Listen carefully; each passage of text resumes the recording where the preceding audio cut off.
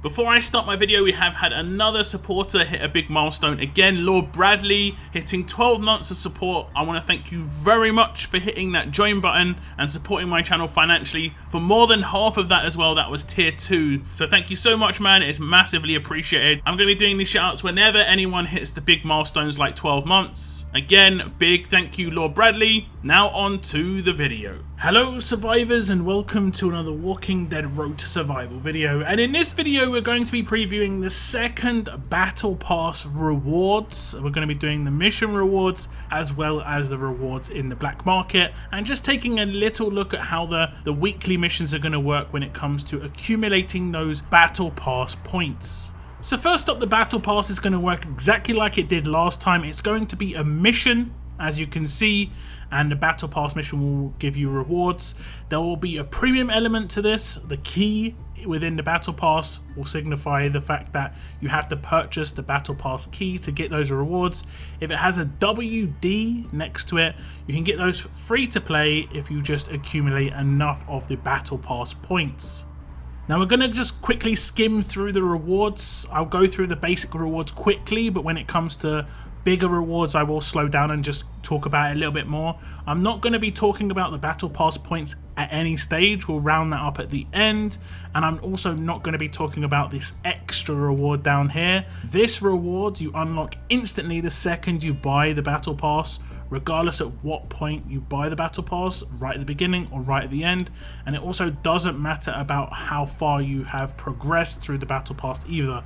If you only have 10 Battle Pass points or the full amount needed to unlock all 30 tiers, you'll get all of these unlocked instantly from purchase, and that's 50 of these per tier, which is obviously 1,500 total instantly you can spend in the black market.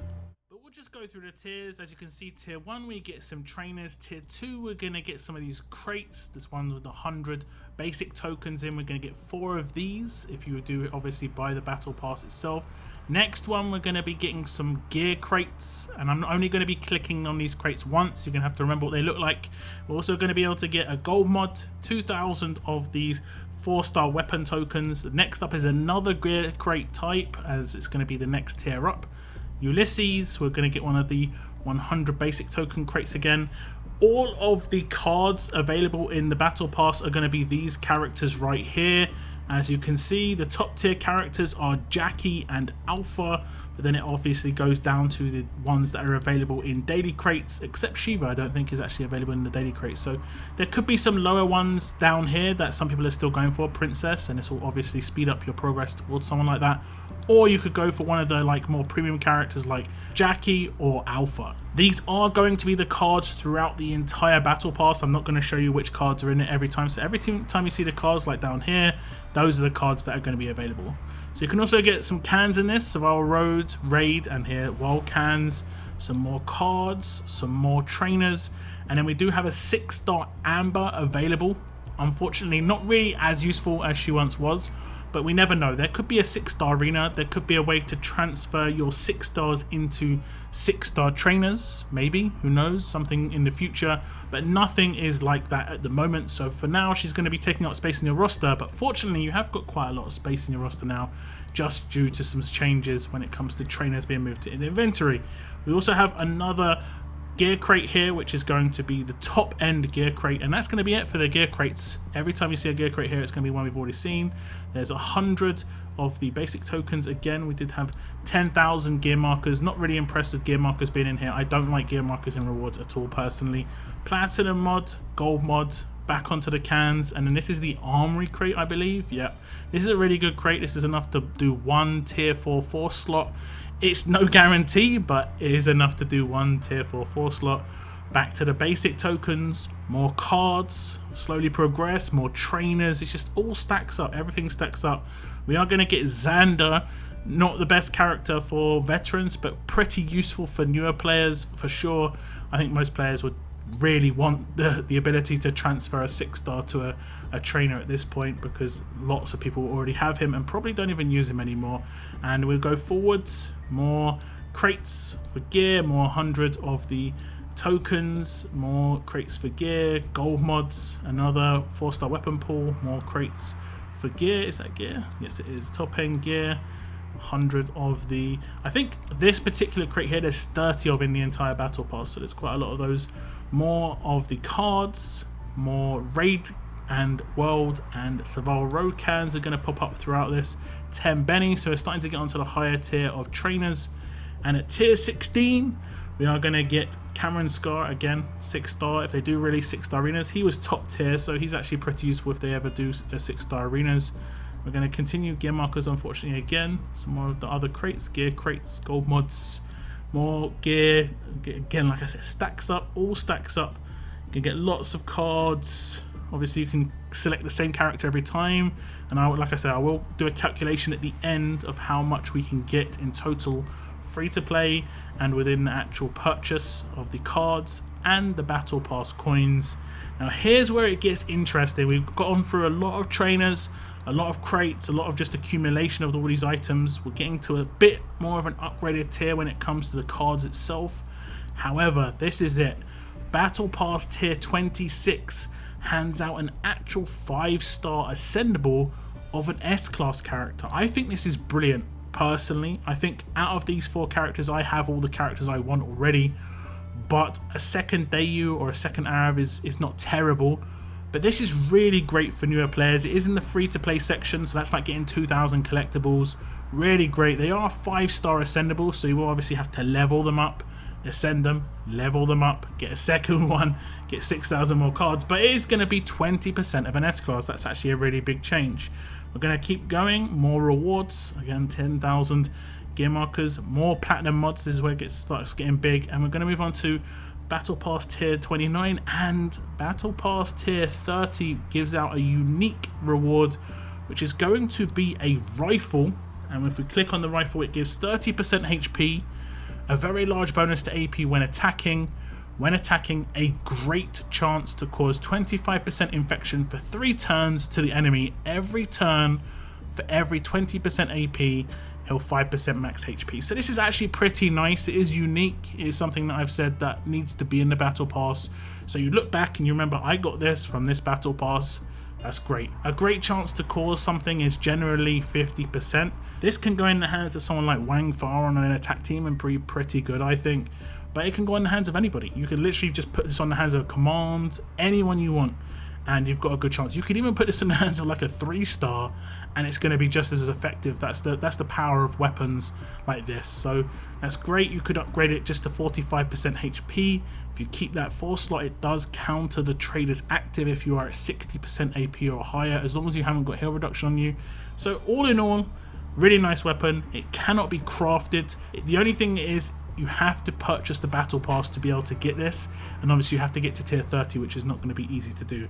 Now, a change that's going to come in on this season's Battle Pass is 10 extra tiers. As you can see, this is something that I did see requested quite a lot, because people did get a lot more of the Battle Pass points than they needed to, and these Battle Pass tiers are just going to be for just resources. There's not going to be anything like Battle Pass coins in here or anything too extreme. It's just armory tokens, blow torches, gear crates, and I think it does do cards near the end. An extra 400 cards you can get if you get near the end, 35, and then there's another tier of cards. Yes, another tier of cards, another 400 again. So, and you can get, like, for instance, 2 of this crate. So that's 2 goes at a 4-slot tier 4. So again, there's a lot of resources in here, a lot of armory tokens, and this is just like a bonus. I have been told that you can complete all 40 tiers without making any extra purchases other than buying the Battle Pass itself if you grind everything out. You're going to have to grind pretty much everything out. I've been told that it's going to be extremely hard, basically. There's a challenge for you guys. There's a challenge. It does say that you have to unlock the bonus tiers by completing Royal Tier 30, and Royal Tier 30, if we just go back up, is the one for the rifle, and that means you have to buy the Battle Pass to get the extra tiers. But it is just going to be for extra tiers here. It isn't going to be part of the main reward structure. Now, there is a very small sneak peek at how the Battle Pass missions are going to work. A small change from Season 1 to now Season 2 is that the weekly missions are now going to be 2 weekly missions. They're going to last for 14 days instead of 7 days, and they're also going to overlap. So week 1, a 2-week mission will start. Week 2, another 2-week mission will start, and it'll be the second week of the first week's mission, if that makes sense. And in week 3, the first week's 2-week mission will end, and then the second week's 2-week mission will be in its second week, and a fresh 2-week mission will start. And this is actually quite good because some of the missions could overlap. It also gives you a little bit better chance to get things completed.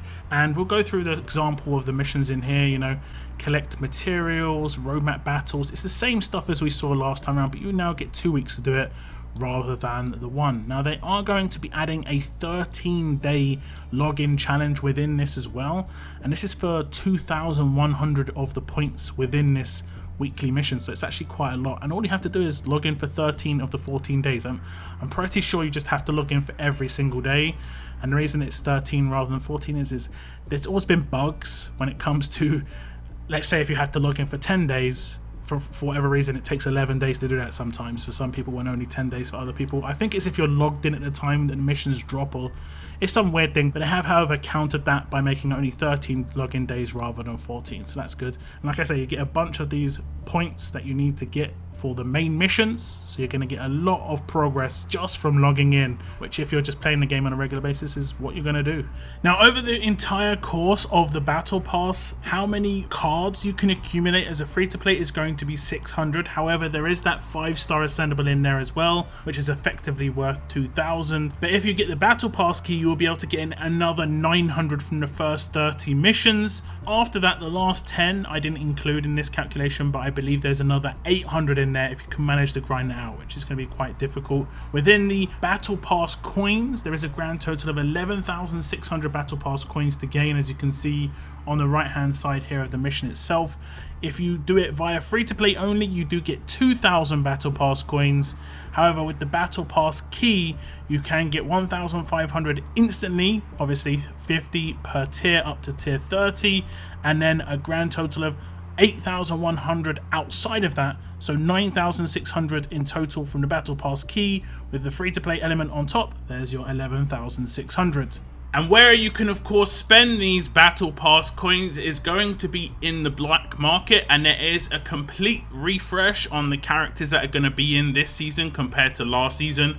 We do have Negan as the featured character, where we had Rick last season, where you can pick up 4,000 of his cards. It is quite expensive, just like Rick was, but he is seen as the most recent character. He's not going to be coming into the daily crate anytime soon.